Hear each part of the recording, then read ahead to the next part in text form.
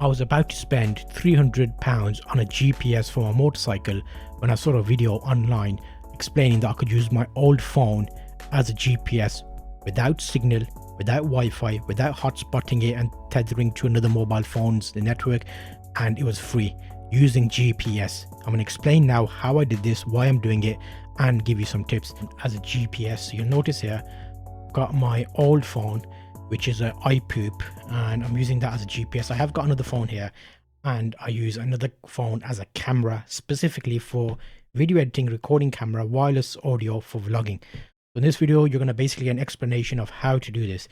This iPoop is something that I'm using because I've got it. It's an extra phone.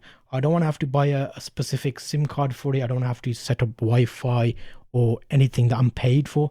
That I need to pay for. So here you'll see I'll show you on screen what I'm doing. So I've got Google Maps. Firstly, iPoop's own maps is not very good, so I downloaded Google Maps. You don't need to sign in, but I signed into a Google account because I've got specific places saved, which makes it easier to navigate. So you go onto the top corner here, depending on which version of Google Maps you've got, you can go to offline maps. And then here you'll see I'm downloading some maps. These are all specific areas that you can download. If you go here, you'll see I've got different locations. The first thing is you can't download everything in one go. If you're in the UK, it gives you a specific box which you can zoom in and fit within. So first I was trying to find an area, just download the whole UK, but it's a bit more fiddly than that.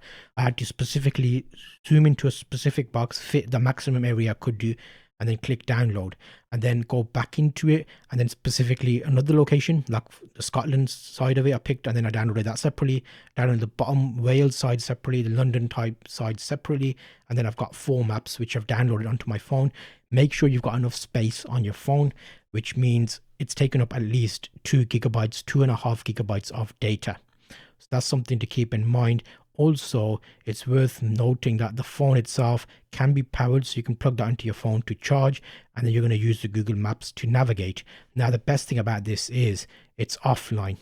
So that means you don't need Wi-Fi, you don't need mobile phone signal, you don't need to tether it to another phone via hotspots.